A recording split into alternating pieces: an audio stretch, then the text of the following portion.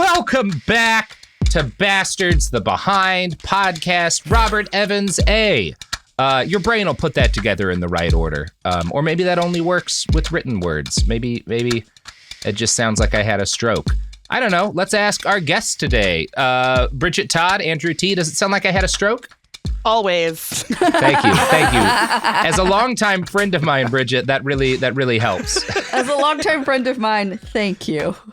That felt pretty coherent. That felt just like lag. It didn't feel like you were having a stroke. It just felt like there's just a wee bit of a transmission problem, but it's fine. Yeah, if that was your parent, you would be like, let's keep an eye on it. He doesn't need to go home yet. Okay. Let's keep an eye on it. Maybe we need to take the keys away, though. Yeah, they shouldn't be driving that car anymore. We got to get the F-150 away from Grandpa. He's going to go right through a fucking farmer's market. Oh, shit. It just occurred to me, actually, because I met you both right around the same time in like mid-2018 to late 2018. It's been like 6 years that we've all been buddies. Hey, we should go to Vegas. Bridget, when did I meet you? Was it 2016? I think I've known Sophie, but I think I met you, Sophie, before I met Robert. Yeah. Robert and I, we went to a You went to a Nazi thing gathering. together. I met you yelling at together in Nazis. DC. That was a great weekend. Oh, boy. I remember, because I'm the one that was like, no, Robert, you're going to DC. You have to hit up Bridget. Uh-huh. Yeah, we had a great time. We had a wonderful time. It honestly was great. Yeah. You know, we come got back to yell. There'll be opportunities to go to Nazi marches in DC. Ample, I'm sure, in the next coming years. Unfortunately, that's a subject for another day. I will say I gotta give a shout out because as we're talking right now, the U.S. Marines have entered the California-Mexico border. And there's footage of them with V-22 Ospreys. So we are just hours away from the first time a V-22 Osprey wipes out a squad of Marines on U.S. soil yet again. If you're not aware, these are aircraft that exist almost entirely to kill United States Marines that the Marine Corps continues to use for reasons that make complete sense if you know a lot about the U.S. Marine Corps. So I'm very happy to say that we're about to be suffering severe casualties in a war without anyone to fight but our own aircraft. The reason we use them is because they make the coolest G.I. Joe toys. They look awesome. They're so cool looking, and they're just death traps. They're just horrible death traps. Like, if you actually care, you would do more reducing American fatalities abroad, stopping the V-22 Osprey than wiping out ISIS. It's a drop ship, but with it's like a helicopter with like twice as many points of failure. Mm-hmm. Yeah, hell yeah. Yeah. It's like, what if, you know how helicopters are absolute death traps? What if we made it twice as much of a death trap? Yeah. Speaking of getting lots of people killed, y'all ready to get back to Oprah? Wow. What a transition. We're going to get sued. Mm-hmm. You're going to get sued. You're going to get sued. You're going to get sued. Once again, I checked under my chair and there was nothing there. No, this is, I got to say, people online were like, oh, only a matter of time before Oprah sues them. We've had, not to mention anybody, litigious subjects in the past. We are so far under Oprah's radar. Like, again, this is the only people who have ever been more famous than her are certain pharaohs and Greek gods. Like, she does not give a shit about this podcast, people. Wow. So kind of pivoting off of that statement, I do suspect some of the youngins in our audience may be incredulous at me crediting Oprah with so much influence in trends that today seem like just like massive societal swings, stuff that's too big for one person to have incited. And I have to assure you, Oprah really was that influential. There is, in fact, a direct line from Oprah to the sort of media that utterly dominates the digital attention spans of people today, particularly Gen Z kids, right? If you spend any time looking at surveys of what Gen Z claims to look for and value in media figures that they follow, you'll come upon one word over and over: authenticity. Now, I'm not saying they actually like authentic media figures, because authenticity is a costume that media figures put on, nobody's really authentic, right? Like, because that's just not the way the media works. You know, it's all some sort of dress up, it's all some sort of glamour, but it's the ability to play at being authentic. And I want to quote now from a 2024 study by the NIH surveying the media diet and preference of Gen Z viewers. Quote, the qualities that young people wish to find in media, especially on social media, revolve primarily upon spontaneity and authenticity. Quote, nobody has a perfect life. I would like to see a real life that does not come from social media or reality shows. And this is them quoting a female Gen Z surveyed person. They seek a life without filters, much like what is portrayed by influencers like Emily Pollini, who despite having acne chooses to show herself without filters and accepts herself as she is. And I'm not saying anything about that specific influencer, but like that's the idea, right? That like Gen Z, they're moving away from like the super airbrushed and touched up, you know, mass marketed like celebrities of the past, which is again not true. There's more ability to filter yourself than ever before thanks to social media, but that's the impression that people think that they want. And that impression really gets started. Authenticity becomes a virtue for media figures in the age of Oprah. More than any other single person, she sparks the shift towards relatable, authentic media influencers who deliberately sought to inculcate and feed a parasocial relationship with their audiences. Oprah did this in part by being open about stuff like her struggles with weight loss, which made people think, oh, she's dealing with the same shit I am, right? She is the same kind of person I am. This is like, I like her because she's authentic. And that cuts out a lot, including the fact that like, well, Oprah has billions of dollars and enough money to hire personal chefs and personal trainers and take all of the different rich people drugs that make it a lot easier to, you know, lose weight and whatnot and stay youthful, right? But again, God, it's perception. It's really like pretty impressive how easily like everyone is fooled, I think, by this. Like the difference between authentic and authenticism is like, it seems big to me. Maybe am I just an idiot? Like, I'm just like, this is still very fake, guys. No, I think there's a degree to which, I mean, you write for TV, Andrew. Like, you're in media. Like, Bridget, you're in media. Like, we're all in media. So we all have experiences of like, this is the product that people say is authentic. And we are aware of the degree of work that goes into the background of like, part of why I have the attitude I have on this is that like, I have the life experience of turning myself into a public figure and deliberately figuring out like which aspects of my personality are more relatable and marketable to an audience. That's a thing that I did. It's part of my business, right? But I would just argue that like every child I know with a phone knows the difference between use this pic, not this pic, like, which is the exact same thing. Like, but I look good in this one. You also like everyone sees some like, you know, the person. Well, I like that they're honest. I like that they, you know, they seem like a really honest person. It's like, well, but you are seeing what they've curated, you know. Yeah. And I'm not even making a moral judgment about it, right? It's not bad. As a public figure, you have to curate yourself, right? Like, for one thing, you'll go insane if you don't have a part of you that's actually like your private human person. You will lose your mind, right? Yeah. We see this in certain public figures that happen to be the richest man on earth, right? Oh my God, I wasn't even thinking about that, but yes. Not even that, but just like the alternative would be a 360 spherical constant surveillance, which is, I believe, a form of torture. It's a form of torture, and also how a number of people get rich at least doing that for limited periods of time, right? What is like a lot of the streaming ecosystem is I have for 4 hours a day, I make a panopticon in my gaming chair, right? Like that is one of the most profitable forms of entertainment on the planet right now. And I think because the alternative is like airbrushed and perfect and unattainable visions of people, especially for youth, I can understand why maybe deep down, you know, it's like manufactured authenticity in scare quotes, but because the alternative is so clearly manufactured, it's easy to think like, well, this at least feels a little more authentic, even if it's bullshit. Yeah, exactly.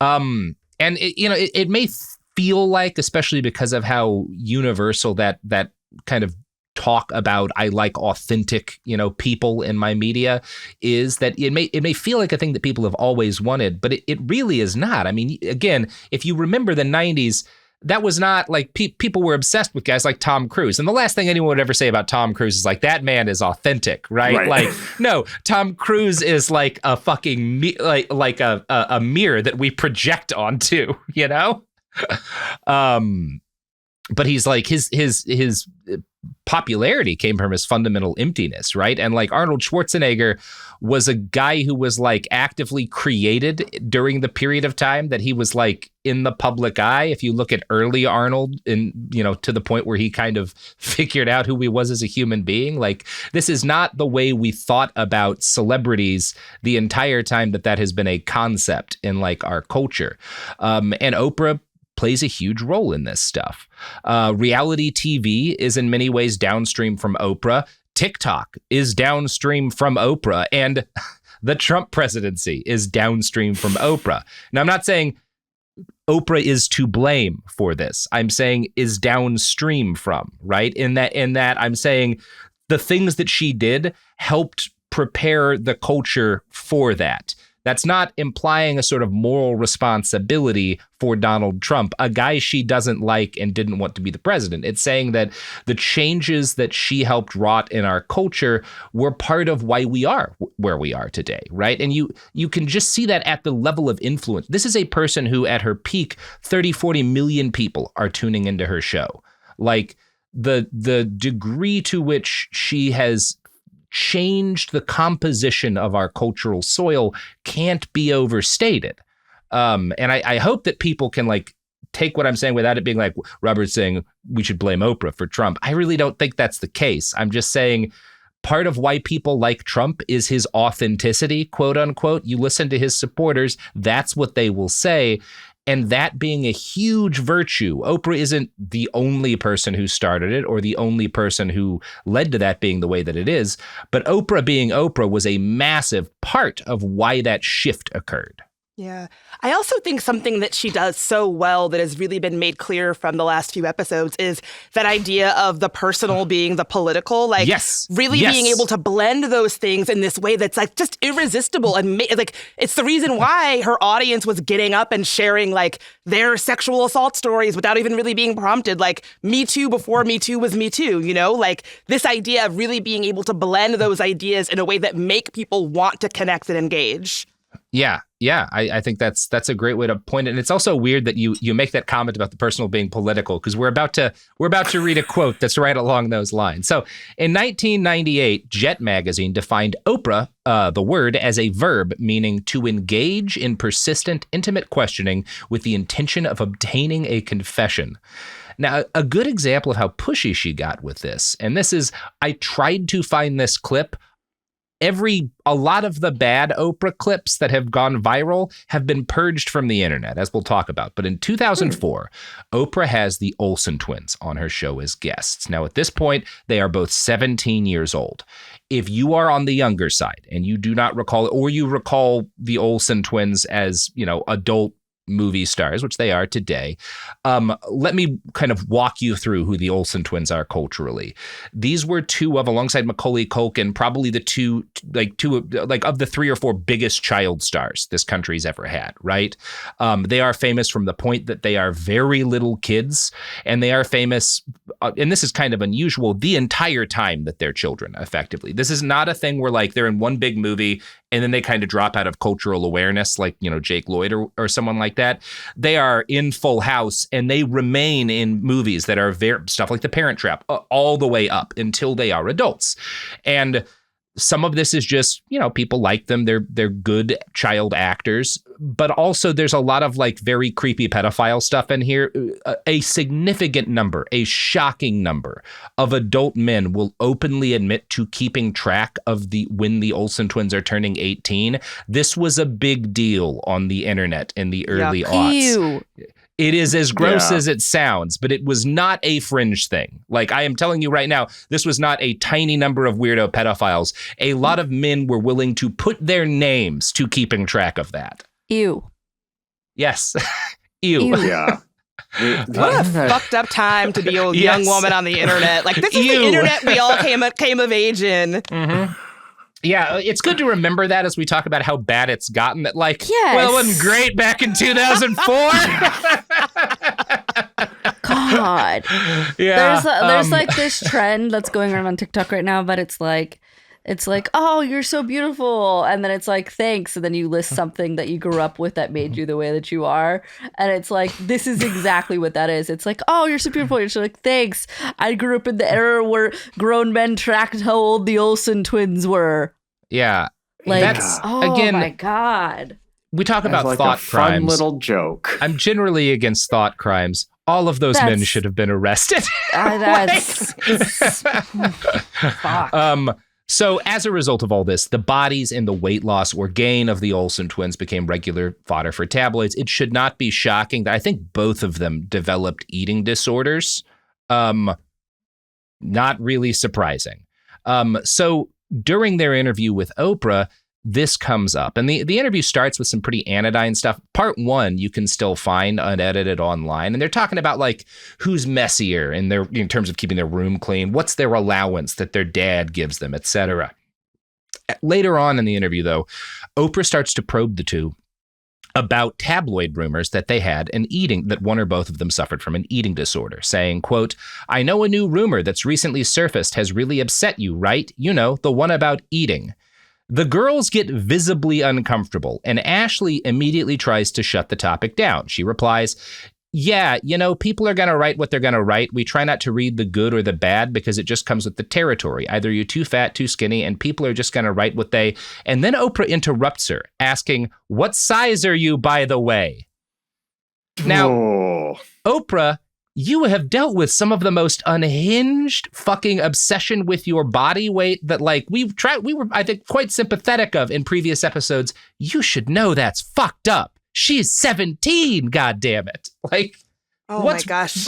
Like, I mean, not to, like, I know you've probably talked about this when you did his episode, but, like, Dr. Phil taking teenagers up on stage and, like, asking if they had breast implants. Like, right. This was like... Yeah, this was like what was okay on, like, mainstream daytime television. And when we talk about modern social media being downstream from this, think of all of the different parents who we now know who got famous as, like, mommy bloggers, or, like, I've got a YouTube channel featuring my kids and their development, and it comes out 3, 4, 5, 6 years later. Oh, that was an incredibly abusive situation where they were basically turning their kid, like, mining their children for money and deeply psychologically and often physically abusing them to make them more profitable, right? I mean, speaking of thought crime, the internet, one of the internet's sort of positive things is at least there's a paper trail for all this shit. Yeah. Like, Jesus Christ. Yeah.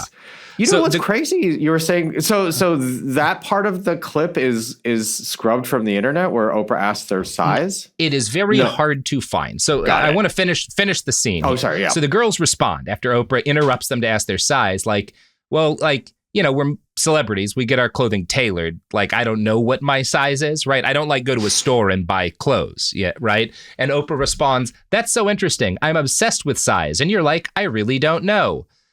There's a lot there. I don't know. I don't know. Like, you can put a team of psychiatrists on that 2 sentences.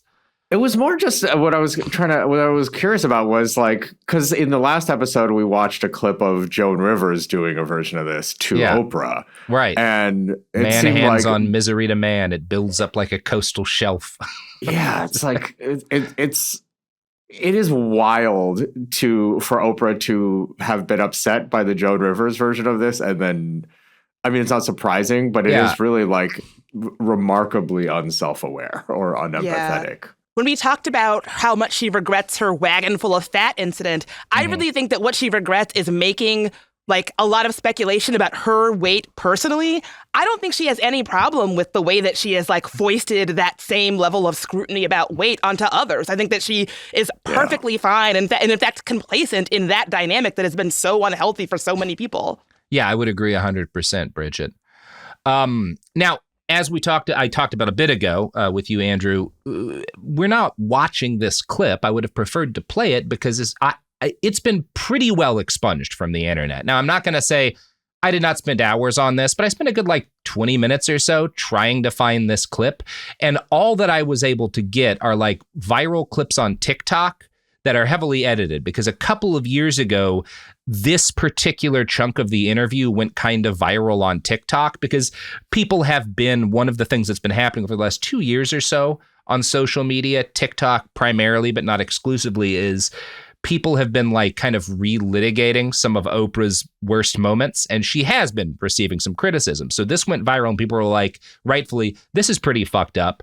As a consequence, though, damn near every pure clip, I have not been able to find a pure unedited clip of this moment. I'm able to find TikTok videos where the audio is overlaid with some shitty AI voice or asshole narrating that makes me want to nuke every data center on Earth, the way these things are edited and put together, and the whole screen is covered with text, and I just hate it. I hate the way this stuff looks, and I haven't found a clean clip of it. That's what I'm saying. And that's often the case with some of Oprah's worst moments. A lot of this stuff has been purged, and because most of her stuff was on daytime TV in the 80s and 90s, a lot of it is effectively lost media for our purposes.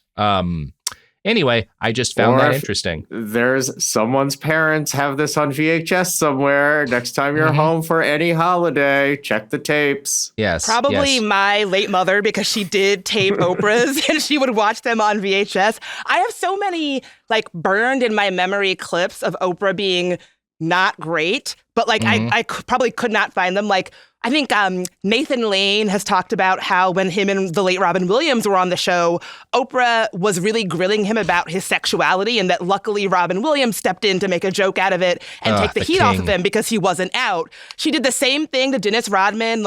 She really, when it came to men and their sexuality, she did some I think we would look back at some of those clips the way that she was grilling these people and think well, that really wasn't cool. But all of those clips are so difficult to find. Yeah, right. Yeah. God, I mean, I think it's a little bit do miss too. Robin. Sorry. The. I mean, it's. I think it's. There's a little bit. Speaking of the political, that because she's a Black woman, we make assumptions of what her politics and values are that don't have to be true. And we see this in the actual questions and the editorial slant, which is fine. She's obviously allowed to have those opinions, but I think there's a big we build up as a culture who we think Oprah ought to be, and the bastardy happens in the difference between those two things. Yeah, that's I think actually a very good way of talking about it, Andrew. Also, shout out to the late Robin Williams. You do moments like this do reveal character on behalf of some people, and it's always nice to get okay, he was a really nice man. That's good. I rewatched Good Will Hunting. I think I may have been for the first time. I had vague memories of it, and that scene where he's hugging Matt Damon, I just had the thought God damn, there's not a problem in my life that wouldn't be fixed with a good Robin Williams hug. That man looked like he gave great hugs. Anyway. Yeah. R.I.P. We should probably talk about Oprah more. Around the same time Jet Magazine made Oprah a verb, the Wall Street Journal introduced the term Oprahification in order to complain that political discourse in the country had become, and this is what you had mentioned, Bridget, public confession as a form of therapy, right? So great minds. Well, actually, I think you're considerably a better mind than anyone at the Wall Street Journal, but you guys had the same basic take. And this is kind of noteworthy because therapy is at the core of Oprah's appeal, and the growth in our understanding of not just the value of therapy, which I think is generally good, but in the use of therapy speak in everyday life, and to some extent the, I think, massive overuse of therapy speak in everyday life. This is very much tied to Oprah, and the way in which therapy is tied to Oprah is not actual clinical therapy, which is, of course, potentially extremely valuable for people, but a simulacrum of therapy, one that apes the definitions and terms used by clinicians and often apes actual clinical expertise by bringing in oaths like Dr. Phil, who are in no way actually doing good therapy and, in fact, are doing things that the ethics of the discipline condemn pretty strongly, but are doing it in such a way that people believe this is what therapy. This is medical work, right? This is somebody actually like functioning as a mental health clinician. And I think it does so in a way, again, a lot of dialogue, of discourse on like Twitter is downstream from this birth of understanding that there's a value in like talking about mental health in a clinical way, but also none of us are clinicians and none of us are doing it right. And so we're like medicalizing shit in ways that are in a lot of instances deeply toxic and damaging to people. A lot of that is tied directly to Oprah. Spoken like a true gaslighting narcissist, Robert. Yes, thank you. Thank you. If you ever want to like win an argument in a certain kind of group house, if like, you know what I'm talking about, just be like, he's gaslighting me into taking out the garbage. Yes. You'll win. Yes, I'm being abused into doing the dishes. It's also like, even in the absence of the like perversions of it, just the simple act of doing it in public or as a performance, even if it were otherwise largely fine, which it isn't. I always think back to, this happens every so often. There was one like 6 months ago, tens of thousands of people like liking and sharing it, of someone being like, people with ADHD have no sense of object permanence. Yes, they do, man. That's not 5-year-olds have object permanence, bro. That is not ADHD. You are in an attempt to bring to create empathy for people suffering from severe ADHD. You are like dehumanizing them. Like, this is actually quite bad. Oh my God. That's like medieval, like layman's understanding of the world. Like, that's just like burn the witch type shit. Yeah. We're back. God, can we stop with some of this? I saw one that said people that have ADHD can never pick a Halloween costume because there's too many choices. And then the reply on Twitter was like, damn, can't y'all do anything? Yeah. Again, my life is filled with, and I have like ADHD. The stuff people say about it online just feels like someone talking about aliens. I don't mean to like harp on it so much, but this is one I have like so much personal experience with that like, I really, and I don't want to get like lost down a rabbit hole here, but there's a very complicated issue in, it's good for people to have an understanding of mental health and to have an understanding of like therapy, and there's value in that, some of that those discussions becoming more a part of like common parlance. And also it can be very, very toxic because people use it and weaponize it to an extent. And a lot of the irresponsibility that we see now kind of reflected down in social media and the way people talk about this stuff really gets launched by Dr. Phil on the Oprah Winfrey show, right? Where you are using actual clinical psychology as a costume as opposed to as a way to actually help people. Like, you are dressing that way so you can say whatever and do whatever. And in this case, it was for entertainment purposes, right? And a lot of this ties in directly to the self-help movement. This is, I think, a toxic thing for therapy, right? Because therapy should not be a thing that you do instead of helping other people and trying to better the world. And that's kind of the message of a great deal of like the way in which therapy is discussed on the Oprah Winfrey show. And you even see stuff like Jordan Peterson saying like, you can't fix the world until you fixed yourself, which is simply untrue. And this ties into this kind of American civil religion of self-help. If you remember the Woody Guthrie episodes, we talked about how during the Great Depression, starving farmers and their kids were listening to prototypes of Norman Vincent Peale's The Power of Positive Thinking, right? Which is basically, this shares DNA with prosperity gospel stuff, with The Secret and Marianne Williamson. The core of it is this idea that like attracts like. So if you're negative thinking, that's what's bringing bad things to you. And if you want to be wealthy, you have to think like a wealthy person, right? And, some of the ways in which this gets passed down, like prosperity gospel, if you want to be wealthy, you need to give money you don't have, go into debt to give money to God. And then that kind of thinking will attract wealth towards you, right?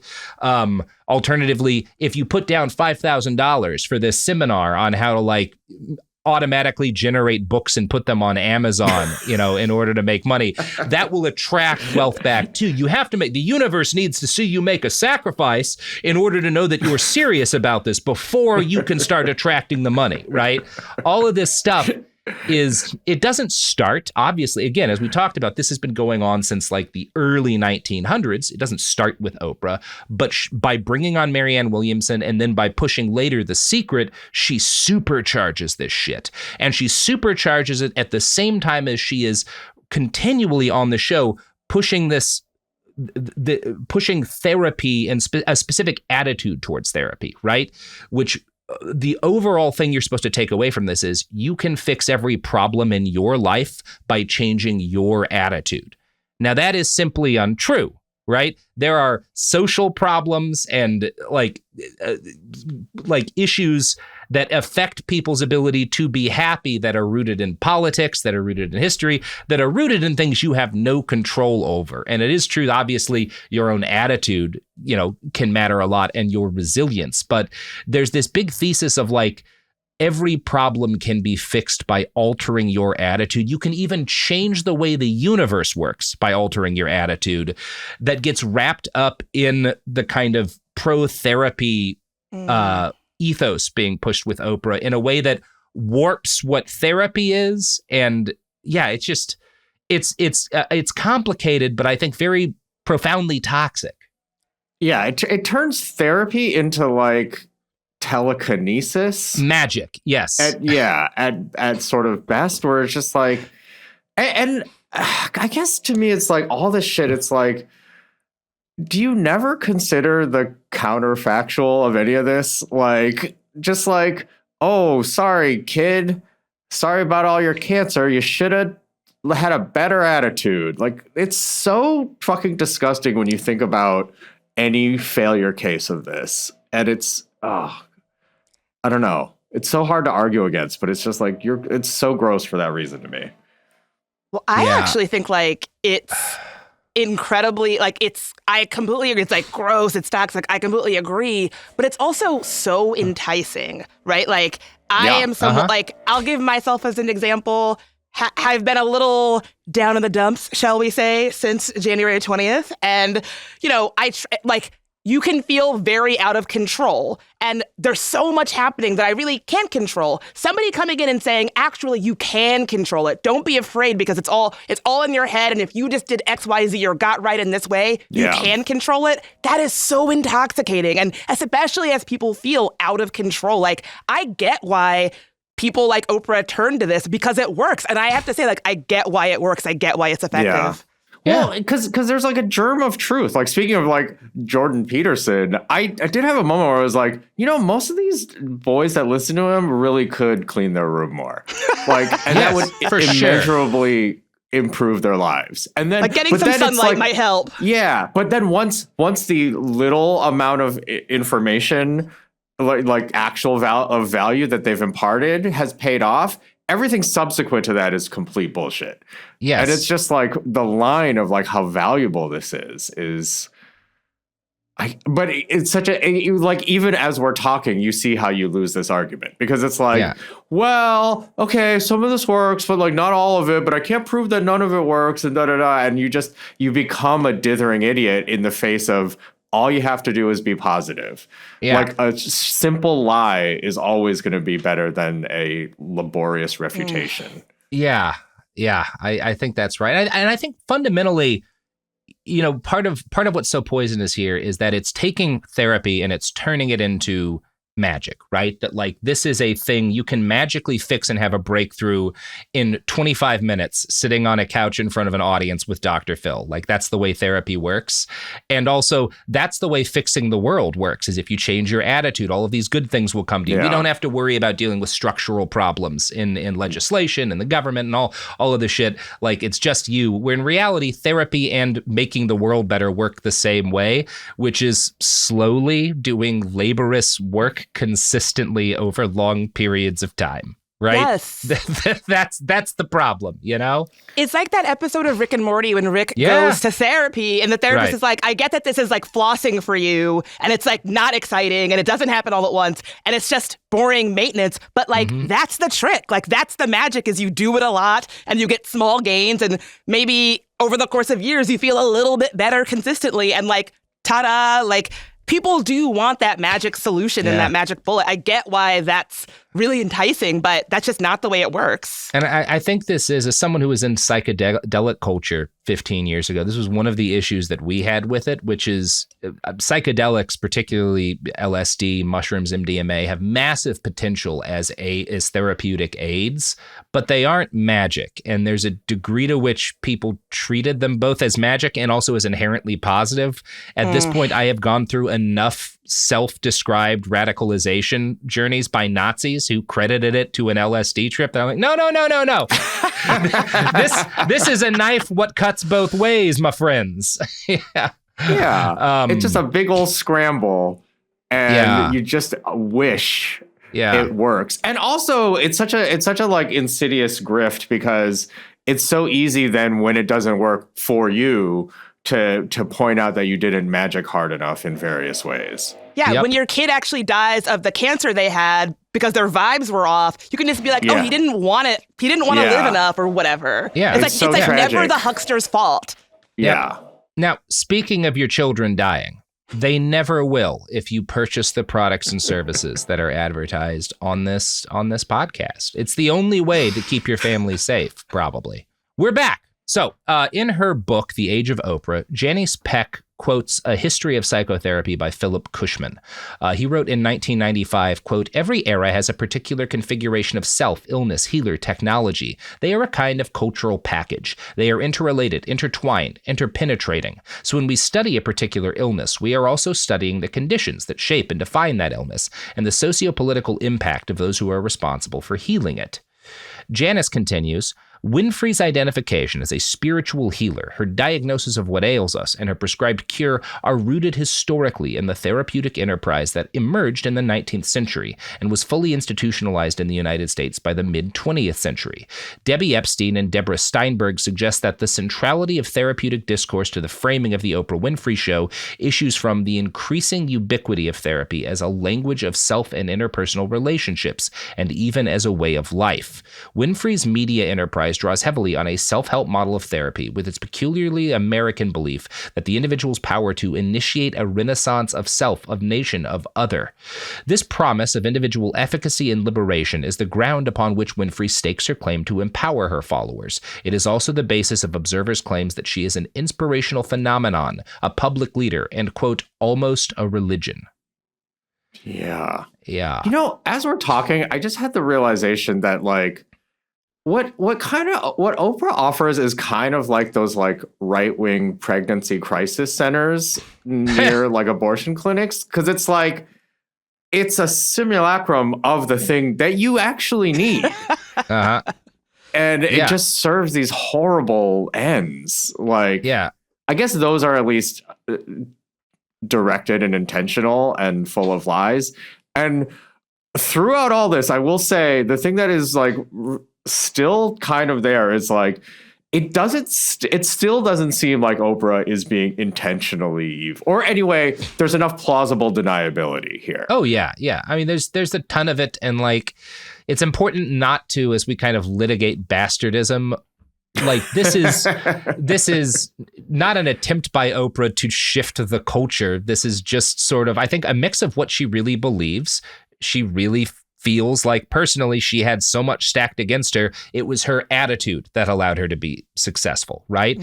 Whereas the reality is, I mean, among other things, Oprah has said like she was an affirmative action hire, that those programs and policies function the way they were supposed to, which was a person who maybe wouldn't have gotten that opportunity because of racism, got some opportunities that she proved to be excellently suited for. In addition to that, she had the fortune of like having a father who chose to be her father, did not actually have to take that role upon himself, and provided her with a lot of resources she otherwise wouldn't have had. And like, it wasn't just her attitude that led to her success, right? You know, and this is the case for everybody, right?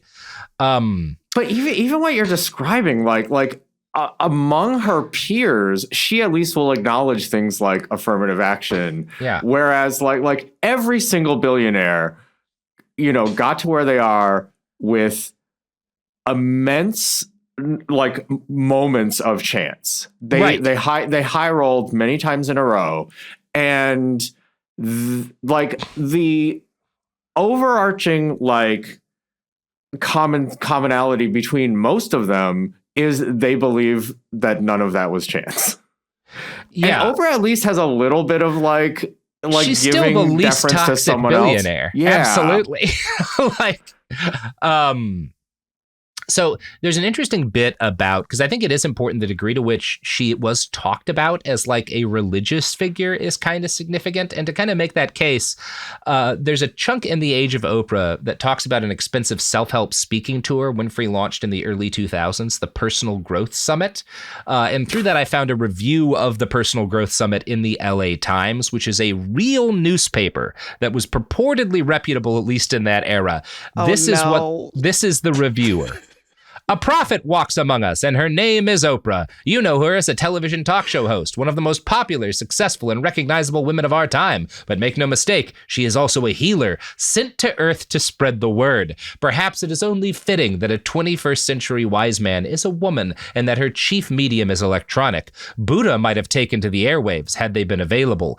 Gifted with a profound moral insight and exceptional rapport with her followers, Oprah Winfrey has grown from a masterful communicator into an inspirational phenomenon. I need to know who wrote that and where they are now. I can pull that up, absolutely. Yeah, let's check this out. Flocking to the Church of Oprah, June 25th, 2000. Time staff writer. They took a name off it. You sons of bitches. That's when you know. It's like somebody was embarrassed by that and it was like, look, can you pull my name down? I can't have this detached to me. I've done that. Now, one thing that's really interesting to me about Oprah is that she demonstrates how quickly the worm can turn for a celebrity once they leave the public eye. Because like 2011, I think, is when her show stops being on the air as a daily thing. And QAnon starts about a decade later, right? So she stops being a daily figure for most Americans about a decade before QAnon. And yet in 2020, a sizable chunk of the QAnon movement starts spreading rumors that Oprah has been secretly arrested for sex trafficking. Now, this is obviously untrue, but there are some things that fuel the allegations. One of them is Oprah's longstanding professional relationships with two men who definitely did sex trafficking, Harvey Weinstein and our old friend P. Diddy. Now, for Weinstein's case, there is a photo of Oprah kissing Weinstein on the cheek, which you can find without much effort. I have found zero solid information that implies anything beyond a professional relationship between Oprah, who stars in one movie produced by his company, and Weinstein. However, there have been allegations made by other celebrities. I should note that when interviewed about Weinstein by Gwyneth Paltrow, Oprah said, "What I knew about Harvey was that Harvey was a bully, and that if Harvey's on the phone, you go, God, you don't want to take the call because you're going to get bullied in some way." That is probably true, in that a lot of people who worked with Harvey talked about him that way. He's kind of the archetypal dick producer. That said, people have alleged that Oprah knew more and was aware of a lot of the illegal bad stuff Weinstein was doing. I think that's also very likely. A great deal of people in Hollywood knew something. And someone as powerful as Oprah was probably to some extent aware of Weinstein's problematic behavior. Now, that does not mean she was directly enabling or helping to hide it. It's just the kind of gross thing that a lot of people in the industry did, right? I mean, Seth MacFarlane came out and made some joke about Weinstein during one award ceremony or the other. That was like a big deal because everyone was aware of the fact that Harvey was, certainly not the extent of what he was doing, but everyone knew he's not a safe guy to leave a young woman alone with, right? To the extent that someone would make a joke about that, and I think it was the Oscars or the Emmys or whatever, and people got it because he was that much of a famous creep. And in the case of Rose McGowan, who called Winfrey as fake as they come as a result of her condemning Weinstein, her issue with Oprah comes from the fact that Oprah had been set to produce a movie about famed sex abuser Russell Simmons and then resigned from producing that movie. Oprah claims she had creative differences. I'm not interested in litigating that, in part because that's all I can find on the matter. And that's not conclusive. There's a lot of reasons why you would drop out of producing a movie that doesn't really count as like you're trying to cover it up. I haven't found any evidence she tried to stop the thing from being made, right? Rose is not the only celebrity who has alleged that Oprah knew more about Weinstein than she let on. Seal came out, the guy who wrote Kiss from a Rose, and has made allegations that basically you knew a lot more than you're saying. Again, this may be true. Seal has also been accused of and investigated for sexual battery. So, yeah. I don't know where we want to go there. I mean, it is sort of that, like, not mudslinging because it's factual. That's like, I mean, again, we're barely past the era of, or not even, we're still within the era of men on the internet being like, oh, I can't wait till they're, XYZ, young woman is 18. It's a little bit of that, like, this shit was definitely happening. By the way, definitely is happening. And there's whispers about it, but like, you kind of just like, there's a limit to what you can do. So like, yeah, it's that kind of thing where like every time like Democrats go after Republicans and they're like, oh, you wouldn't want this turned back on you. Like, oh, we're gonna go after your heroes. And it's like, truly, like, yes, they're all fucking horrible people. Get them all out of there. If you've done crime, I don't care what political party or like who you are in the culture. This does, though. There's also a murkier aspect of it where, again, when we say Oprah probably knew something about Weinstein, I'm not saying Oprah knew Weinstein had committed a litany of felonies. Oprah knew he's kind of like he'll sexually harass you. He'll make gross comments. Mm-hmm. He might like.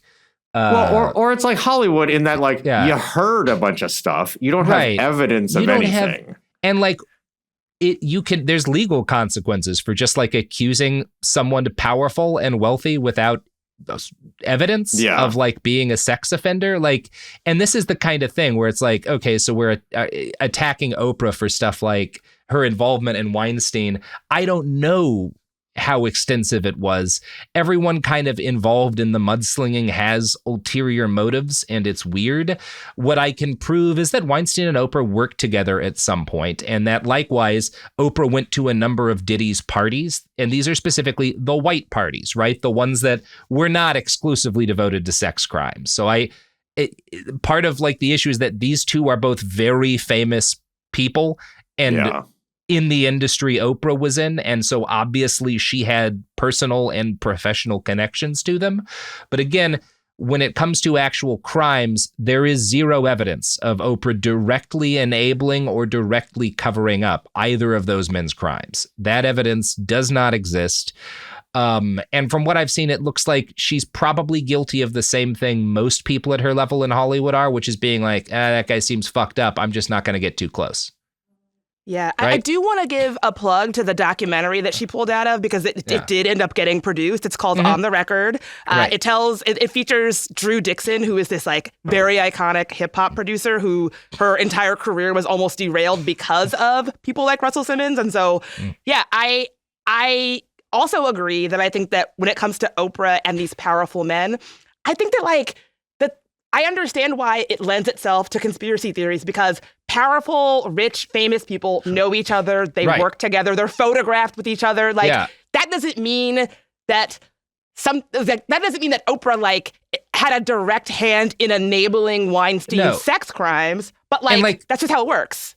Weinstein wouldn't need her for that, right? Exactly. There's no line between the women that he abused and like Oprah. Unlike, for example, as we'll talk about, Oprah told women John of God was a safe guy to fly to fucking Brazil and get treated by. Right. And a number of women got raped because they took the advice of the Oprah Winfrey Show endorsing this man. That is something that she should be held accountable for. I just don't have any evidence that she's done anything in the Weinstein case or in the P. Diddy case. Now, the most bullshit thing she gets accused of by the QAnon types is involvement with Jeffrey Epstein.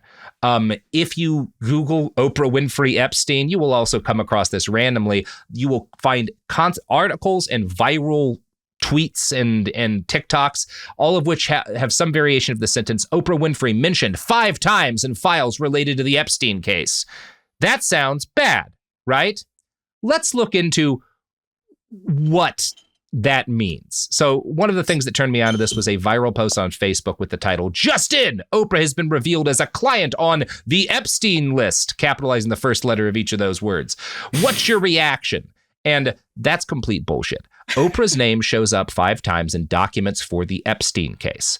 The first 2 times are because the files include screenshots of articles, one from Radar Online and one from the Daily Mail.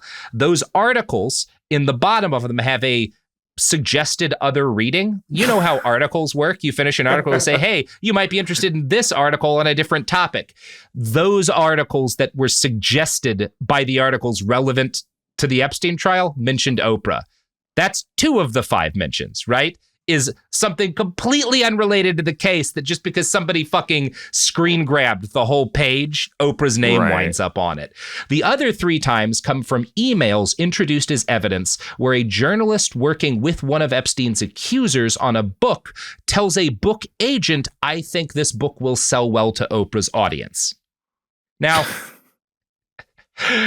if you're keeping track, what does that mean? It means Oprah has nothing to fucking do with Jeffrey Epstein. Right? I mean, the other just like heuristic way to look at it is if these fucks had concrete evidence on a black woman, you sure as fuck we would know about it. Yes. Oh my God! There'd be pictures, there'd be screenshots, there'd be emails, timelines, the whole works. There'd be no need for insinuation if any evidence existed. This is why you have to be. Oh, so yeah. So there are documented connections with Oprah and like men who turned out to be creeps who were not safe to be around. Yeah. You can see, and there's a picture of her kissing Weinstein on the neck, you know? But like, why do you think people obsess about these bullshit claims about her connection to people like Epstein when there are documented connections between her and people who were genuinely like, that is a smoking gun where she said this guy was safe and endorsed him and then he wasn't. Like, why do people focus so much on the ones that are bullshit? Because the people who hate Oprah and are making stuff up about her primarily hate her because she is a liberal figure and a celebrity. It's the same reason they're going after like Tom Hanks, right? Because he was pro-vaccine. The other thing is, the stuff she's done that's bad is stuff they do and love and don't think is bad, right? Yeah.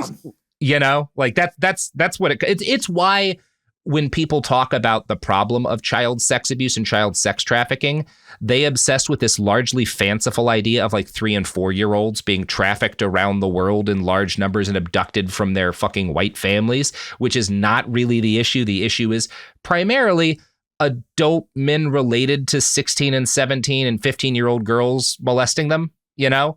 And part of why they don't like to do that is that an awful lot of the guys who obsessed with shoot your local pedophile think it would be fine if they married a 16-year-old, as long as, you know, they did it in a church and their parents were okay with it. Yeah. That's why, you know? Well, and then also the other big portion of it is in the fucking church itself. Right. Where you can marry 14-year-olds in a lot of U.S. states as long as you do it, you know, through God and their parents. Anyway, we don't need to make that the subject every time we talk about this shit. But I think when it comes to like properly criticizing her, one thing you have to note is that Oprah has made child abuse and child sex abuse constant obsessive focuses with her fundraising activities. She has done harm through spreading misinformation about child abuse, but she's not a sex criminal. This is something she very much actively has tried to reduce, again, in imperfect ways, but she's put her money where her mouth is a lot. And one of the things she is really consistently puts effort into is trying to help underprivileged at-risk kids. And again, this is always a mixed bag. And this brings me to the story of the Oprah Winfrey Leadership Academy for Girls, or OWLAG, as we're going to be calling it. Bridget, you were excited to get into this topic. What have you heard of Owlag? This is her South African school. I remember it very clearly because my mother and my grandmother and I watched these episodes like it was a special family event to get together and watch Oprah in Africa. Like, yo, this was a big deal. I remember this like it was yesterday. Yeah. And it was, this starts, the school opens in January of 2007. It is inspired the year before. She's vacationing in South Africa. She's hanging out with Nelson Mandela because when you're Oprah, you get to hang out with Nelson Mandela. And she decides on the spot while they're talking and like looking, going through, she's seeing the poverty of a lot of the poorest South African children. She decides on the spot, I'm going to create a school for very bright and very poor South African kids. These are kids who are at the top of their public schools in terms of test scores and come from households that make less than $950 a month, right? Now, the project is instantly controversial among the wealthy neighborhood where the school is built. They do not like that a bunch of poor black girls are going to be going to school in this largely white neighborhood. The administration is deluged with complaints. Neighbors begin staking out the school during recess, watching the few girls in this white neighborhood as they play soccer. Oprah has the school put up hedges to block the field from view. And so as we talk about the things that are criticizable about this venture, I don't want to lose the fact that like she is really pissing off a lot of South African racists, which again are the most racist racists. Like if we're ranking the racists, the very top of that pyramid is South African racists. No one's ever been better. Speaking of South Africa, I'm fairly certain none of our sponsors are based in South Africa. We're back. Apartheid's not around anymore, so I guess we probably shouldn't have a blanket ban on South African sponsors. But, Those guys are still doing. I would say whoever the sponsor is, high chance some South African racist has a stake in that company. There's a very good old British song, I've never met a nice South African, that gets into some of these issues. So Oprah is incredibly integral to the design of this school. This is not just a case. For good and for ill, Oprah is not just somebody who like throws money at a problem to like have her name attached to it. This is a personal focus, and she pours hundreds of hours of her own personal labor into making this school. I want to quote from an article on Forbes. Winfrey severed ties with the state and decided to go it alone, hiring the architects behind Johannesburg's famous apartheid museum. She donned jeans and a hard hat and oversaw every aspect of construction. She thought of the little things, the tubs of umbrellas outside each building for use during South Africa's rainy season, when it pours almost nonstop for 40 days. They're green, her favorite color, to match the girls' uniforms. At the school's first convocation, Winfrey took the stage to address the girls and their relatives, bussed in from across South Africa. For many years, people always asked me why didn't I have children, she told the crowd. Now I know. And, that's largely good, but you can also see a little weird. Although, again, in like a very sympathetic way, Oprah is, by this point, very rich, and being very rich also means you're becoming increasingly unhinged as you age. Some of the evidence for that is that in addition to the stuff that is pretty fine, right? Like, okay, yeah, give them green umbrellas because that's your favorite color, whatever, you're paying for it. That's your right. During the big opening event for the school, because they're having a bunch of celebrities, Nelson Mandela and Diane Sawyer are showing up. She has the groundskeeper, because it's during the dry season, she has the groundskeepers paint the yellow grass green, which is... Again, not evil, just kind of oh yeah, that's the kind of thing you get to do when you have Oprah money. Yeah. And the kind of thing you worry about. It's just I guess. Yeah, the school's not going to look good enough if the grass is yellow. Now, Oprah has to date spent more than $100 million on both the school. This is initially, I think, supposed to be a $6 million project. It balloons to $40 million. And again, she's paid over $100 million at this point. So for one thing, you cannot fault her for is dedication. This is not something she is casual about. This is not something where she was just kind of like siphoning some money off for a tax break. She's personally involved in this. And this school has provided an excellent education for a lot of, I think a couple hundred girls have graduated at this point. And Winfrey is also committed to pay for the secondary education of any girl who graduates from this school, which is where a lot of the cost comes from. She's not just paying for this school, she's paying for these kids to go to college. And in fact, recently, the first of these girls received a PhD. Oprah showed up at her graduation ceremony. And this is good. This is, broadly speaking, a thing that has done good. There are valid criticisms of it, like the fact that Oprah's focus on luxury means that this one school, which again has only graduated a couple hundred girls, could have paid for a lot more schools that had a similar educational quality, if not for some of the expensive things that are largely a result of Oprah's sort of focuses. An article on the school in Reuters notes, ActionAid, a global development group, said the school exposes the stark disparities in South Africa's education system, still haunted by the legacy of apartheid, and is an insult to millions of poor children worldwide wanting a decent education. And that is harsh, but there's a segment from Forbes Africa based on an interview with Sam Blake, the director of operations, that does kind of back that up. Quote, why were the girls sleeping on 200 thread count sheets? Why were there chandeliers hanging from the library ceiling and brightly colored mosaic tile pillars outside of the cafeteria? Blake grimaces when he's reminded of those early articles. When you walk into a beautiful place, you think better of yourself, he explains simply. And again, I don't know that you would call, I don't think it would be right to call that evil, but it is like, this is what you get when you have a very serious problem and somebody who is not an expert on education, but has several $1 billion goes in to fix it, is you can sometimes get a good thing to happen. And I think overall this school is a good thing, but it's so much more expensive than it needs to be. And a lot more girls could be helped if, for example, that money had been like if Oprah paid correct taxes and then went into the education system. And since she's not South African, I think more to the point, if that money, if that $100 million had been handed to a group of actual education experts in order to build a system to improve educational quality for underprivileged kids in South Africa, probably would have helped a lot more kids, right? Yeah. And that's not bastardism, right? Any more than you're not a bastard if you ordered takeout last night. That's like a waste of money, right? But like it helps kids. It's just it's an example of like what's problematic about even good billionaire charity. Yeah. It's the same reason like Batman is a bastard, because Batmaning is by far the least effective use of your billions to keep crime down. Yeah.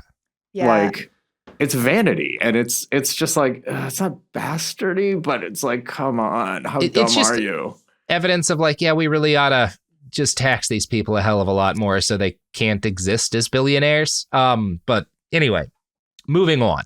When it comes to this school, what it's most famous for outside of South Africa is the allegations that have come out from within it that are problematic. And those, I'm just going to list what's happened. So within months of the school opening, there were allegations that the matron of the dormitories for the kids, Tiny Makopo is her name, had attempted to kiss and fondle as many as 6 teenaged girls at the academy. Now, Oprah acted very quickly. As far as I can tell, as soon as evidence came out, there are allegations that she tried to hide it before it came out. I haven't seen anything that actually backs those up.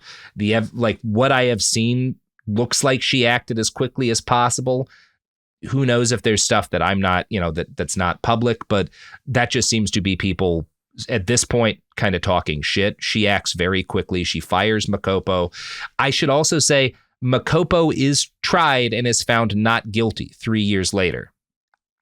So again, I can't say, I'm not going to do the Oprah thing and say she definitely did it. I don't know. I'm not an expert on this case, right? The incident does, however, leave a stain on the school that deepens in early 2009 when 7 students are expelled for bad behavior that includes sexual harassment of classmates. At around the same time, a 17-year-old student is found with a dead infant child in her handbag. Yeah. And this is like, I think she had a stillbirth or something like that. Like, I think this is a case of like somebody who gets pregnant very young and like the baby doesn't make it. And these are all of this stuff, the fact that you have a bunch of the kids there who are abusing other kids, and the fact that there's these allegations from this teacher, this has led to accusations, and you get this a lot in like the QAnon side of things, that Oprah started like a sex abuse factory to molest kids in South Africa. And as a guy who has told stories about schools that were sex abuse factories for the express purpose of allowing certain people to molest children, I have to tell you, that's not what's happening here. Aulag is a school for underprivileged kids living in a country where the deepest poverty is unimaginable to most Americans. As Winfrey herself said, by the time a girl gets to my school, normally she's suffered on average 6 major life traumas. They've lost a parent or both parents, multiple accidents, death in your family, AIDS, rape, sexual molestation, all of it. Unimaginable things have happened. Creating an institution where these students are taken in, away from their families, I should note you, supported and asked to live together is a huge, messy, complicated thing. There's no way stuff like this wouldn't happen to some extent. So what you have to judge the school on is, did they set up guardrails to make it possible to report this stuff, to make it less likely? And did they act quickly when evidence came out? And as far as I can tell, more or less, yeah. Again, there's some critiques there. It certainly was not set up perfectly, but like generally, yeah, it seems to be the case. Well, this is exactly why I think the point that you two were making a moment ago is so salient, because I don't think that Oprah should have been involved in a school like this to begin with. I think that that's the fundamental criticism, yeah. Like, you cannot take extremely at-risk girls who have been living in extreme poverty. It doesn't matter how nice the sheets are or how the chandeliers are. These are going to be girls who probably have problems. And it's like, of course, this is the kind of thing is going to happen when they're all, taken away from their support systems and their families and all of that. I think it's the pinnacle of narcissism and vanity to be like, oh, well, certainly my money can foster an environment of safety for these girls. If you care so much, just give the money to people who know what they're doing, who are already doing this. Don't try to set up a school with your name on it. Like, it's one of my biggest pet peeves, people who think like, oh, I've got money and my heart's in the right place, so I'll start my own nonprofit and it'll be in my image. And it's like, no, people have been doing this. People know what they're doing. There are people who specialize in working with at-risk youth. Give the money to them. Like, don't do it on your own. For all the billionaire classes railing against the inefficiencies of bureaucracy, like, their own vanity and hubris is so much more wasteful and disgusting and damaging, and there's no way to make them see it. I mean, part of what is here, it's like because I was almost going to say what is the comparison between what happened at the Oprah Academy and a baseline, when you realize there is no baseline. There's nothing to compare this to. Like, nothing like this exists for a good reason. Yep. And there is a thing, this needs to be studied, wealthy people trying to open schools, like Kanye West doing it. Yeah. Like, there's something, I say this as a former educator, where when you are an educator, everybody thinks they know how to do your job better than you. People who have never been in a classroom before, people who have never been involved in education before, somehow are all, would know exactly what to do. There's something about education that I think makes rich people who got successful in one lane feel like they could open a school or that they know how to do it. It's very frustrating. Well, because it's partially, my guess is that everyone's like, well, I've been to school. I've been a student before. I know what I didn't about that. That's really where a lot of this comes from with Oprah, where it's like, I had a lot of trauma as a kid. I was abused and but also very smart, and I got an opportunity, and so I succeeded. So I know how other smart kids that are suffering in difficult circumstances, I know what they need. And no, every kid's different, Oprah. Yeah. And also you don't fully understand all of the things that helped you because you weren't your dad, right? Yeah. There's things that, just like all of us, and this is part of the process of reconciling, oh, my parents did this stuff that was fucked up. And also realizing, oh my God, I never realized my parents did this thing that was absolutely crucial in me turning out, having these positive traits that must have been really hard for them. That's just Yeah, I don't know. Or how difficult it is, like, oh, I was fucked up by this, but like you're not aware of the choice that had to be made. Like, it's a little bit like being like, oh, I've eaten at a restaurant before, therefore I can be a chef. Like, the fuck are you talking about? It's just more complicated than that, Oprah. Yeah. And like, this should not have been your gig. You know, every now and then you get one of these. Really, the only time it's worked is like James Cameron becoming a deep sea explorer, but nearly every other time. I guess she is second because at least the school is a good school, but. And I remember so viscerally watching the Oprah in Africa specials. And again, like, I want to give her grace because I get it, right? Like, it's like the most beautiful, precocious little girls in green uniforms and like smiling ear to ear. And it's shot with that filter on it that everything looks kind of like a, like the like glazy filter. It was beautiful. I remember crying. Like, I get why this is more, why she would rather do this than just send money to somebody who's already doing it. But it goes back to that idea of like the thing that is boring and kind of like commonplace isn't what you want. You want your name on a school, girls in uniforms lined up, smiling from ear to ear. Like, that's the thing that gives you the warm fuzzies. Yeah. Well, and also it's like making one perfect school is something you can do. Making a dozen pretty good fixing the schools for the system same is money. A lot harder. No, I mean, it's like when I started my summer camp to teach kids how to blow up trains and effectively conduct insurgent operations, I wanted to teach them, but I had to eventually accept that, like, look, I'm not an expert educator, which is why I trained an LLM on Lawrence of Arabia's book, 7 Pillars of Wisdom, and I've just let that loose on the kids. You know, now this AI is teaching them everything, and it's gonna be fine. Robert, stop trying to recruit for your boy army. They're not all boys. There's a lot of girls, non-binary kids. Look, we don't discriminate as long as you are willing to What? Wrap it up.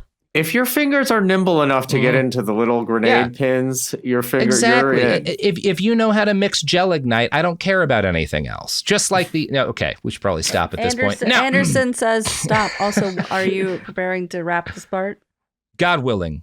Great. So there are some valid complaints about the school. Parents have voiced frustration that their time to see their children is unfairly curtailed. Restrictive rules for kids have been compared by some as prison-like. An article for the Atlanta Black Star notes there's also the recent firing of the former head of operations, Simon Matico, after 1 year, was reported in December of 2023. Court documents reveal complaints about abuse of authority, intimidation, and victimization, as well as the mistreatment of learners. Matico alleges he was fired for his non-performance during private arbitration at the school. Further investigation found other employees who voiced their difficulty with management. One said, working under pressure, threats, and other issues. We don't discuss issues with our management as we fear we will lose our jobs as we are not given clarity or relevant answers. Another said, Aulag used to be a place where one contributed more than required because there was a culture of working together, listening, and respecting professional opinions. That has changed. There is a culture of distrust and fear. And I don't know the perfect reality here, but again, I think we've litigated this more than enough. The broader problem here is that, like, the issue of rich people launching into crusades to fix major problems without knowing much about them, and that's an issue, that goes right to the top of this country. And probably the best example of Oprah contributing to this in a really toxic way, because Aulag at least has given a couple hundred kids a very good education. Probably the best example of her diving into something she was not really competent to handle that had a toxic knock-on effects is her support of orphanages in Haiti. There's one specific orphanage that she's devoted a massive amount of attention and money towards. And this is an orphanage that was started by an American family to protect and shelter some of Haiti's hundreds of thousands of orphan kids after a massive earthquake. Oprah has repeatedly highlighted and supported the work of missionaries operating adoption services to help these orphan kids get connected to people who will adopt them and bring them over, generally to the United States. That sounds great. Unproblematic. What could be bad about supporting an orphanage? This is where we get to talk about the problems with the international adoption industry. And largely the problems of the international adoption industry is that it is an industry that profits off of facilitating the adoption of, in this case, poor Black children by white foreigners with money, in many cases who are more interested in converting the child to their specific brand of Christianity or showing the child off to their friends than raising a traumatized child. Now, to make this even worse, many, if not most of these orphans aren't actual orphans. Yes. Jesus. After the 2010 earthquake in Haiti, the number of orphanages in the country more than doubled, from 200 to 752 by 2013. Now, Oprah was just one of the media figures making documentaries about these generally operated by foreigners orphanages. And really, it's one of these heroic white missionaries coming to this dangerous place and like really risking themselves in order to like help these poor, underprivileged kids. Oprah is, again, not the only person doing this, but her sheer popularity gives her an outsized role in making this a popular cause. At least 30,000 children wound up in Haitian orphanages, and about 80% of those 30,000 kids had one living parent at least. From CNN, quote, unable to sustain their children's well-being, these parents are persuaded to relinquish them to privately run orphanages that promise the children will receive shelter, food, and education. This is often not the outcome. Instead, the children living in Haiti's orphanages face exploitation and trafficking unintentionally funded by foreign donors. Jamie Vernalde of Lumos, an NGO advocating for the institutionalization of children, says this orphanage business, where orphanages are established and recruit children to raise donations from foreigners, is becoming increasingly recognized globally as a form of trafficking. These Haitian orphanages employ people called child finders who seek out struggling families and bribe them for their children. The going rate is around $75. The money to pay these child finders to bribe families for their kids comes from the $100 million a year in mostly faith-based donations sent to these orphanages. This is a much larger issue than Oprah, but she plays a significant role in it. And this whole period of time, she's running all of these teary stories praising missionaries who take children away from Haiti and actively defends a system that is desperately broken. A good example of this comes in February of 2010. A group of 10 Baptists, mostly from Idaho, were arrested in Haiti with 33 children who were absolutely not related to them. When confronted by authorities, these Baptists assured them the kids were all orphans being taken to loving homes in the United States. The Haitian authorities looked into this for 3 seconds and realized, no, they had no permission to be doing this, and also a lot of those children were in fact not orphans. Here's how CNN describes the way those kids wound up in the care of missionaries. Most of the children appear to be from Cabela's. Parents there told the Associated Press they had surrendered their children on January 28th, 2 days after a local orphanage worker acting on behalf of the Baptists convened nearly the entire village of about 500 people on a dirt soccer pitch to present the Americans' offer. The orphanage worker, Isaac Adrian, said he told the villagers their children would be educated at a home in the Dominican Republic so that they might eventually return to take care of their families. Many parents jumped at the offer. The village school had collapsed and their homes were destroyed in Haiti's catastrophic January 12th quake. They had no money to feed the children, they said. It's truly like, you said it earlier, but it's like they're looking for child trafficking. Here it is. They just don't like it because it's Christians. Yeah, because this is the child trafficking. Now, it is unclear to me how much the American missionaries and their leader, Laura Silsby, knew about what the Haitian parents had been told. Laura had met the child finder who got them these kids 2 days earlier, and it's possible he did the bulk of the lying. When questioned by authorities in the news later, Silsby and the missionaries insisted the kids had all been handed over by distant relatives who were frightened the kids might starve to death. Now, that's their side of events. The child finder, Adrian, for his part, says he had no idea that the entire point Silsby and the Americans were in Haiti for was to take children back to the United States. He thought they were trying to take them to an orphanage in the Dominican where their families would still have access to them and be able to get them back at some point when conditions were better. And I tend to think he may be the one telling the truth because of lines like this from that AP article. The parents of 4 children taken by Silsby said the Americans took down contact information for all the families and assured them that a relative would be able to visit them in the Dominican Republic. So again, when questioned by authorities, Silsby and the missionaries are like, oh, distant relatives handed them over because obviously they don't have parents. When questioned, the parents say, No. Like they took our contact info and said we'd be able to visit their kids. They were just going over the Dominican Republic. So if that's true, this really does sound like child theft on behalf of the missionaries and Silsby. Now, I'm going to spoil the end and say everybody but Silsby gets off scot-free, although thankfully not with the kids. Silsby did do time in Haitian jail, but it was essentially knocked down to like a misdemeanor, basically, even though the evidence, I think, might suggest something more nefarious. NPR dug into Laura Silsby and described her in an article as a woman who arguably found a lot of society's rules optional. Silsby lied, both in interviews and to the Haitian government, about having proper paperwork. Back home, she ran a personal shopping internet business and was being actively pursued by creditors for failing to pay her employees or any of the other people she owed money. Despite this, Silsby convinced her church that she was in the process of putting together a Shangri-La in Idaho for the lucky Haitian kids she was about to rescue. The Wall Street Journal writes, quote, Ms. Silsby and Ms. Coulter traveled to the Dominican Republic and Haiti last July late last year. They were laying the groundwork then for opening an orphanage, said Mel Coulter, Miss Coulter's father. They coordinated with people who they thought were handling necessary details and running interference for them, he said. So they thought they had everything they needed in documentation, Mr. Coulter said.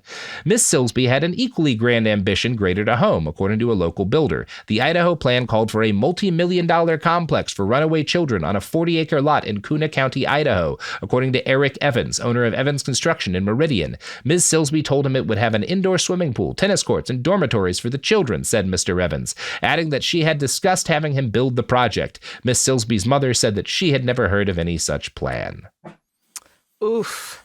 I have to say, as someone who grew up in the church, so I can say this, you can get like church folk to hand over money and believe anything. Like if you're like, Yeah. Now, to get back to where Oprah is involved, I'm not reading this for no reason.